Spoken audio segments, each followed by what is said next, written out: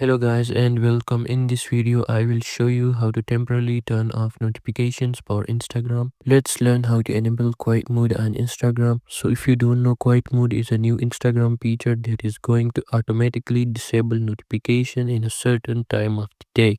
So if you don't want to get bothered by Instagram notification but don't want to manually enable them and disable them every day, then follow my steps.